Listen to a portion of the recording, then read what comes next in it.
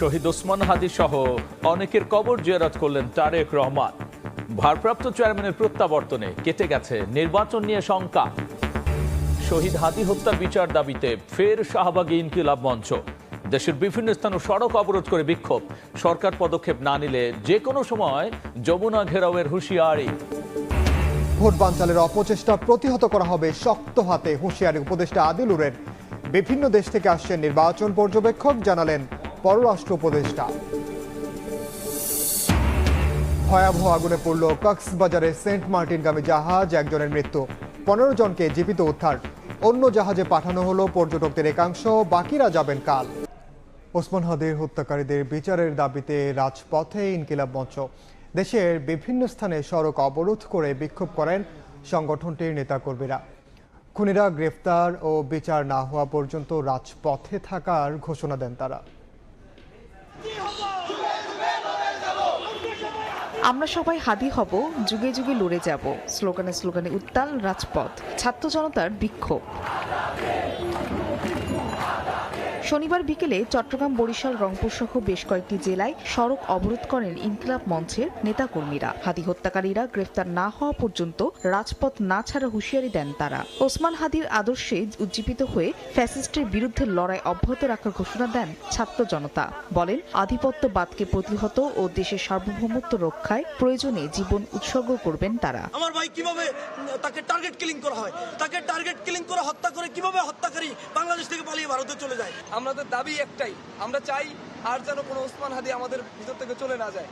আমরা শহীদ ওসমান হাদি ভাইয়ের হত্যার বিচার না হওয়া পর্যন্ত রাজপথে থাকবো। হাদি ভাইয়ের বিচার, হত্যার কার্যক্রম সম্পন্ন না হওয়া পর্যন্ত বাংলাদেশে কোনো নির্বাচন হতে পারে না। অবিলম্বে হাদির হত্যার খুনিদের গ্রেফতার করতে হবে এবং বিচারের ব্যবস্থা করতে হবে। এই যদি অবস্থা হয়, আমাদের জুলাই যোদ্ধাদের নিরাপত্তা কোথায়? তুমি কে, আমি কে? হাদি হত্যা মামলার অগ্রগতি ও জড়িতদের শাস্তির বিষয়ে অন্তর্বর্তী সরকারের সুনির্দিষ্ট বক্তব্য জনসমক্ষে দেওয়ার দাবিও জানান ইনকিলাব মঞ্চের নেতাকর্মীরা। শহীদ ওসমান হাদির কবর জিয়ারত করেছেন তারেক রহমান। শ্রদ্ধা জানালেন জাতীয় কবির সমাধিতেও। দলের মহাসচিব বলেন, তার প্রত্যাবর্তনে নির্বাচন নিয়ে যে শঙ্কা ছিল তা কেটে গেছে। এদিকে ছোট ভাই কোকো, শ্বশুর ও পিলখানার শহীদ সেনা কর্মকর্তাদের কবর জিয়ারত করেছেন বিএনপির ভারপ্রাপ্ত চেয়ারম্যান। 17 বছর নির্বাসনে থাকার পর দেশে ফিরেই জুলাই বিপ্লবীদের স্মরণ তারেক রহমানের। স্বদেশ প্রত্যাবর্তনের তৃতীয় দিনে শনিবার সকালে ইনকিলাব মঞ্চের মুখপাত্র শহীদ ওসমান হাদির কবর জিয়ারত করলেন বিএনপির ভারপ্রাপ্ত চেয়ারম্যান। সকাল 10:40 গুলশানের নিজ বাসা থেকে কবর জিয়ারতের উদ্দেশ্যে রওনা হন তারেক রহমান। পথে পথে উল্লাস প্রকাশ করেন নেতাকর্মীরা, দেন স্লোগান। বেলা 11:30টার দিকে ঢাকা বিশ্ববিদ্যালয়ে পৌঁছে শুরুতে শহীদ ওসমান হাদির কবরে ফুল দিয়ে শ্রদ্ধা জানান। তার রুহের মাগফিরাত কামনায় মোনাজাত করেন।